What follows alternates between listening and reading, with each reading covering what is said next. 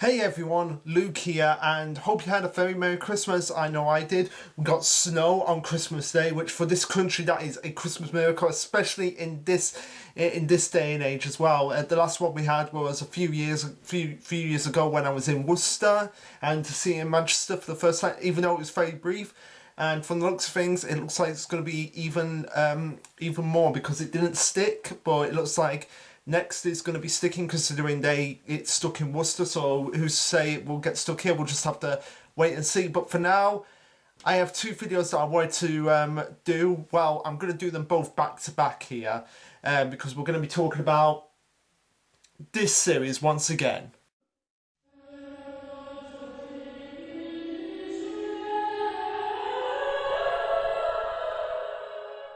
So yeah, we're talking about The Promised Neverland. We're talking about the two side chapters that came out. The one's focusing on Sister Krone and the one focusing on Mama Isabella. Now, before we actually get into that, I just want to say I have read the announcement that The Promised Neverland, the season 2, is going to have original scenarios. Now, even though they're written by the same author, I'm very worried about what these original scenarios are. They're going to cut out a lot of stuff in favour of like rejigging a lot of stuff because a lot of people didn't particularly like the ending. I mean, I was indifferent to it. It wasn't the worst, but it certainly wasn't the best. It could have been better, and I've already explained why it could have been better. But maybe they'll actually incorporate these scenarios into the series as well and add bits to them. So is it filler? Is it not? Or that, because it is written by the same creator, so do you really count it as filler? But anyway, we'll get into that when we do the What's the Differences videos, which will be coming back. And like I said, we're adding Chainsaw Man to the mix as well. And I'm still doing that other video on Chainsaw Man, which I'll probably do on The Promised Neverland as well. But for now, let's just dive right into these two special chapters. I'll put them in quotations because not really special because there's not a lot to actually talk about with these chapters. And yeah, ironically I say that, I'm probably going to spend about a good 40 minutes talking about each of them. But anyway, moving on, this will be, what do you actually call this?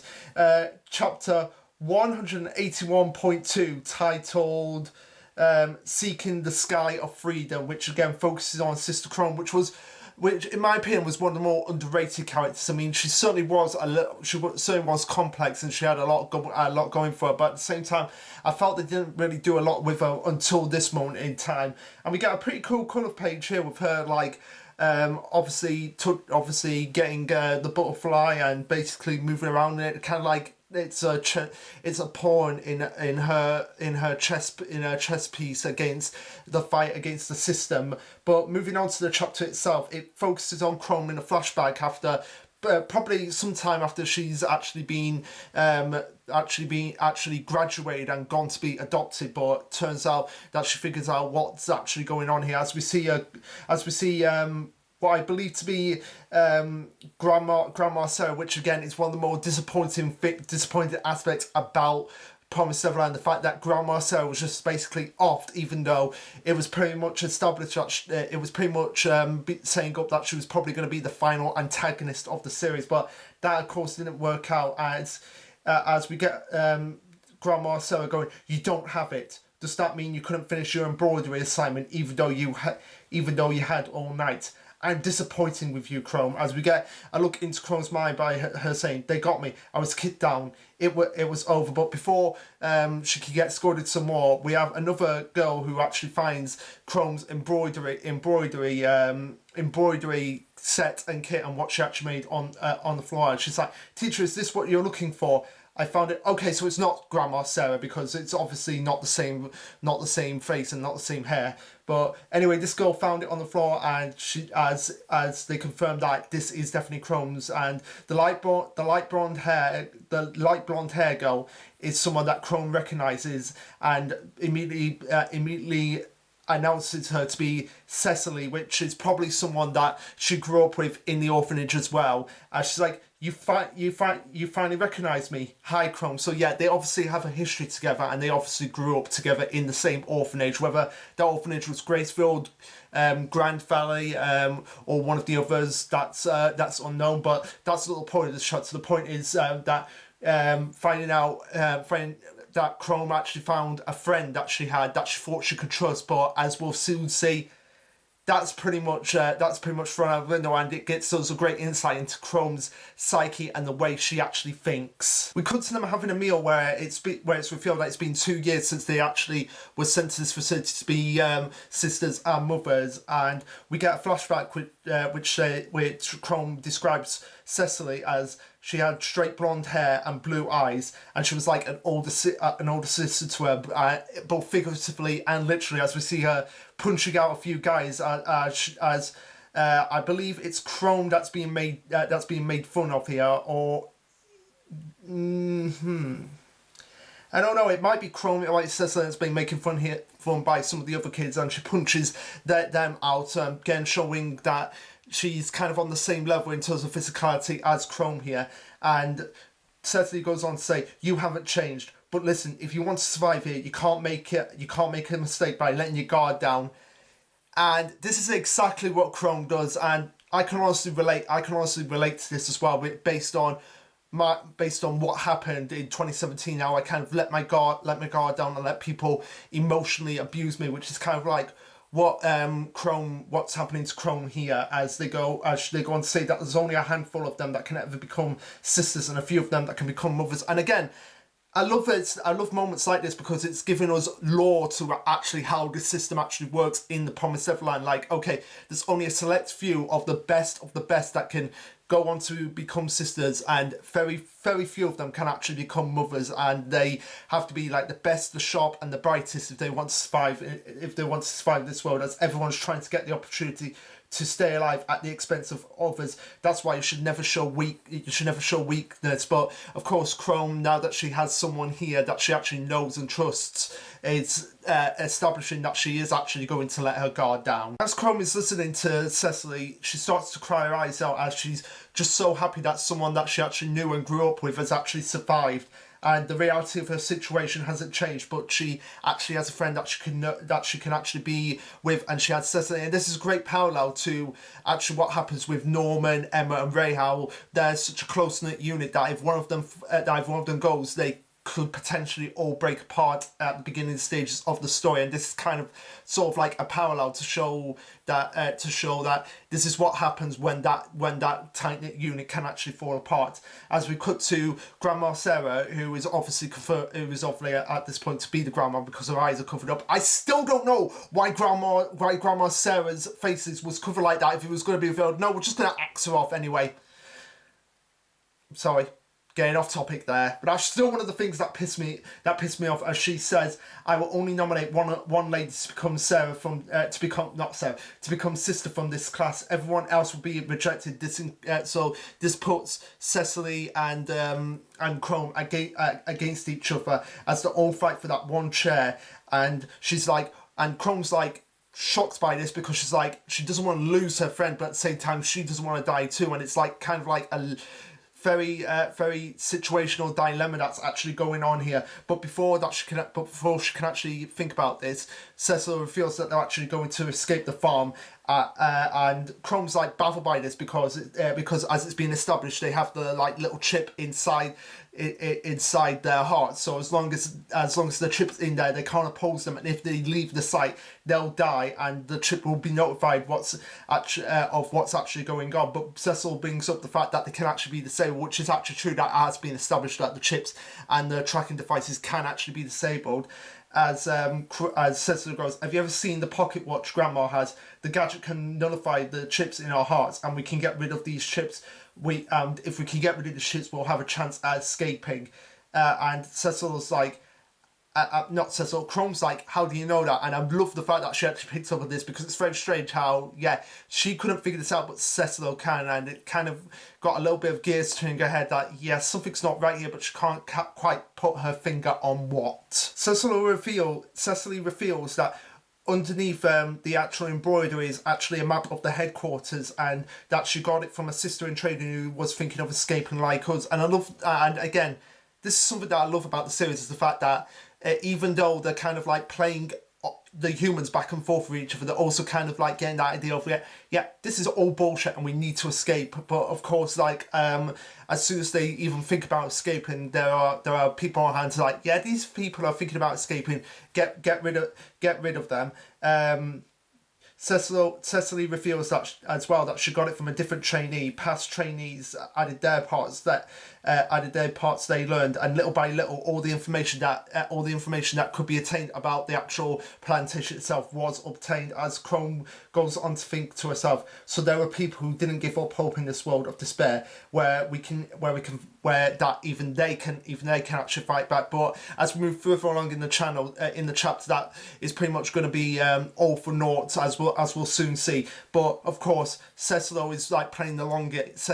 I keep saying Cecily, and I don't know why. Cecily keeps playing the long game by convincing Krone that, yeah, I don't want to lose any more of my friends, and Krone agrees with her. Actually, they agree, like, okay, we are going to escape. There's only one way we can survive together: escape. And we are going to save. We're going to escape this awful world. As we see a montage of them just like training and preparing for their inevitable escape, and also doing sneaky underhanded tactics, whilst also going through their training and being supervised by the mothers and everything.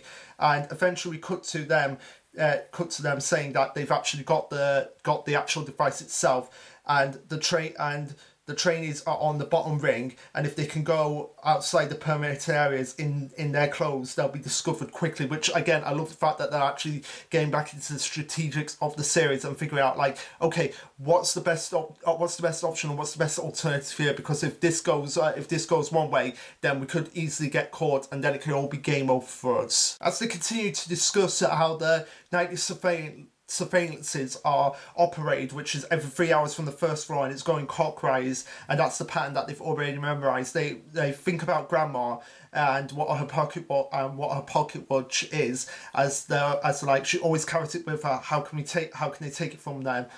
And they need to observe Grandma's routine, but as long as they can obtain it, the other obstacles are manageable, and that they can take advantage of the security's blind spots, which I love the fact in fiction every security has blind spot, but anyway, that's in reality as well. Like, yeah, every security always has a blind spot for some reason. But again, I guess it's like you can't really check on everyone 24 hours a day, 7 days a week, no matter how hard you try. But anyway, that's just a slight tangent there. As they go on to say, what do you want to do when you go outside? And I love the fact that they've actually brought this up, because this is a neat parallel to what the Gracefield kids were saying. Like, Emma wanted to go and ride a giraffe. And 1 second, yeah. So I'm just looking at the chapter 1 of The Promised Neverland, and Emma was the only one in that to say that she wanted to ride a giraffe when she got into the outside world. So anyway, moving back onto the chapter, Krone mentions that when they were at the house, they used to talk about the things that they will want to do when they get outside, and Krone, being true to her character, wanting to play more sports and become #1 in the world and do all these interviews and become rich. Then a prince would propose to me, and I'm going to be a kind mother in a happy family. And I'm like, Krone, do you want to be a Disney princess? That's all I'm saying here. Do you want to be a Disney princess? Now, granted, you're adding the sports thing on, but you're still adding the prince and the prince. You want to be a Disney princess, Krone? Well, maybe in your second life you might get a chance to be a Disney princess. But anyway, Cecily goes on to say, you want all of it, as she decides not to tell Krone what she actually wants. But before Krone persuades her and says, I always thought that I wanted to be more like you. I was hoping to dye my hair black and get it cold when I went outside. And you can see like just the struggle she's on her face, like the sadness in her face, like, you know that she's going to portray Krone, because obviously this is The Promised Neverland, but you can see the sadness on her face as she's actually saying that, like, I don't really want to do this, but for the sake of my survival, I'm sorry, Krone, I'm going to have to betray you. Krone goes on to say that she wanted to basically be like Cecily as well, get her hairstyle as well. Before Cecily goes, it's not just that when I was teased, you always came to be by my side and fight by me, and that she was so happy that Krone was there for her, and they will probably. And Krone gets the idea of like, oh, they were probably picking on you because they like to, okay, so it's confirmed that they were making fun of Cecily before she actually socked them. She starts to reminisce about the two boys, that despite the fact that they were bullies to her, she still thought of them as family to her. And she's like, those two guys and everyone else aren't in this world anymore. If we weren't here at this farm, do you think we would be living like normal girls, wearing cute clothes and falling in love? And yes, you would. Yes, you would have been, because despite everything, nobody should have to go through the hell that any of those orphans, mothers, sisters, kids in that series went through. But before the plan could go into motion, they get an announcement that one of the kids was actually gone, and that she was there earlier, and everyone should line up and wait for few further instructions. But before anything can actually happen, they actually find out that they actually do find the girl themselves, and they're like, watch carefully, you can only live within the farms, as it's basically proven that once they're out the perimeter, that was not a bluff when they were actually saying like the chip that's in my heart. If I go out of range of this, that it will die. Yeah, that's not an actual bluff. They actually do show that is what actually happens. So basically, if they do try to escape with the chip activated, they will die. They will die on the spot. As Krone starts to lose hope at this point by saying, "I don't think we can do it." But Cecily reassures her. She's like, "Don't worry. If it's the two of us, we'll be able to succeed." And she's really happy that they are still alive, and that she thought that them two would be shipped out, and she doesn't want to have any regrets, or she doesn't want to give up or regret anything. And again, I love like the similarities of just everyone in this series. Like, we want to get out of this situation, and how some people are like, no, we are going to go about it, while some people just actually forget about it. And as we get into the climax of this chapter, we'll see how that giving up attitude just basically breaks a person. But as Cecily and Krone are actually talking to each other, Krone mentions that she actually figures out her way to steal Grandma Sarah's watch, and it's when she actually goes for a bath, and if she can sneak in and get it, then they can actually use it to disable the chips and escape on that night. So Krone goes ahead with the plan, but it turns out that she was actually wrong, and the chip, and this isn't a gadget to disable the chips, and she has to warn Cecily right now to abort the plan, and she has to return the watch to the bathrooms before Grandma finds out, and throws her basically to the dogs, or in this case the demons. But before she can do all of that,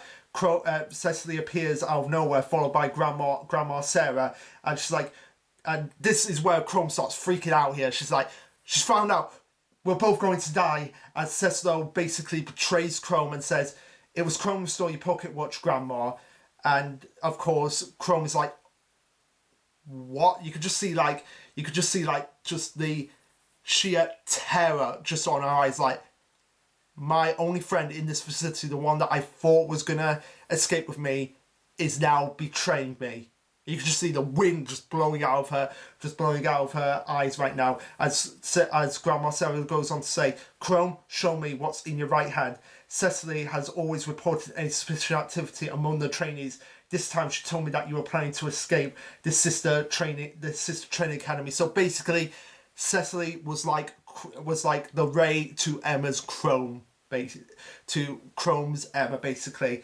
And they go on to say, and that you were planning to steal my tracking device. But of course, Krone being Krone basically flat out denies it, and it's just like, if you're going to betray me, Cecily, I'm going to do the same to you. And she basically throws Cecily under the bus as well, as Cecily reminds Krone that at the beginning she told her that she has to be on her guard, and everyone's going to do whatever they can to stay alive. And this is a neat parallel to what Ray was actually saying. Like, he's got to do whatever he can to stay alive, regardless of anyone else in this situation, but with the only exceptions being, of course, that he wouldn't betray Emma and Norman, but at the same time he wouldn't let on what is actually going on to them, and that's what got them really pissed off at that point. And the fact that he was actually basically led into being a spy on them. And this is kind of the same thing here, but just on a much more grander scale, because Cecily's basically enjoying the fact that, yes, I am actually going to survive. I am not going to die, and you are going to die, Krone. As she goes, "I gave you a warning, didn't I? And you gave me an opening. You're so stupid." And like, that's just basically a knife going into her. And again, I can relate to this chapter a whole lot, because basically this What happened to me in 2017 was basically similar to this, where two people I thought were really close friends basically stabbed me in the back and basically betrayed me and betrayed my trust as well, and basically made me feel very wary about who I actually trust now in the future. And this is basically the same thing here with Krone, as Cecily goes on to say, who do you think hid your embroidery that time? Thanks to your help, it was easy to knock down the other trainees. So basically, Krone and all the other trainees were basically stepping stones, in the same way that Krone feels like Isabella is a stepping stone to her when she actually grows up. And and it was this event that actually drove her to be the one that will actually stand up and survive amongst everyone else. As Krone is led away and locked in a cell, we get her thinking about what Cecily was actually saying to her, like, she hasn't changed one bit and she always wants to be like her. And she's like, I see that this is how it is, that the only way to survive in this world and the only way to live is to betray everyone, beating and kicking and screaming them down. But before anything else can happen, Grandma Sarah tells her to come out, and that they have proof that Cecily was the ringleader of the escape, and that they are losing her as a candidate today. And this is where the wind just blows out. Cecily's like, what? I was doing everything I can to survive. I was even relaying messages to you guys, and I'm the one getting rejected. She goes on to say, as Grandma goes on to say, this is a map of the headquarters, isn't it? There are old threads in here. Therefore, it's difficult to think that Krone is the ringleader when she only survived in here, when she only arrived here a month ago. And this is where the wind just gets knocked out of Cecily's wins, as Krone's not doing anything to stand up for her, and she's like, Krone, how could you? But before Cecily can do anything, she's nabbed by various sisters, as they're like, of course the fact remains that Krone stole my watch, but it sounds like you instructed her to do so, and this time we have to dispose of you. As Cecily is taken away, before Grandma's like, it's a nice little trophy to have. And this is where Krone actually starts to settle down and being like, I have to work hard to raise my score. I will become a sister, and I will surpass that woman too. At 19 years old, Isabella 73584 was the youngest to become a mother. And then 10 years passed, and of course on that day, in 10 years in the future, this is where Krone officially arrives at the Gracefield house, and that's where the events of Krone's story in Gracefield house begins. So I liked this chapter for it being basically a prequel to Krone's character, and how screwed up her mind was basically on this, as we see Cecily basically resigning herself to her fate and going, good, everything went as planned. When I saw her that day, I was really happy. I wouldn't let her die. I don't want to die here. An escape is impossible. I've seen it fail many times, and we get like flashbacks of her going, what can we do? And they were able to make what can she do? And she was to make her snitch on me, to give her the cold-bloodedness that she needs to survive. Okay, so it was basically part of Cecily's plan all along. Sorry, I stumbled on my words there a little bit. Before she actually goes, sorry, Krone, you're going to live. You'll be fine. I have my confidence in my precious little sister, and I wish I could have seen the sky at the end of you. Seen the sky at the end with you. The sky we look up at when we're truly free. When that day comes, you will be with me. As we see a younger Cecily and Krone walk off into the distance, and that's where the flashback chapter ends, with them both being recited to their deaths. So, pretty interesting chapter. We got a lot of insight into Krone as a character and what actually drove her to be the cold-blooded bitch that she was in Gracefield House. And again, I apologise to stumble on my words there. But that is only one of the chapters, so going to do a little cut here, and for this chapter, this will be Lasher Luke signing off. Later, guys, but of course, back-to-back chapters.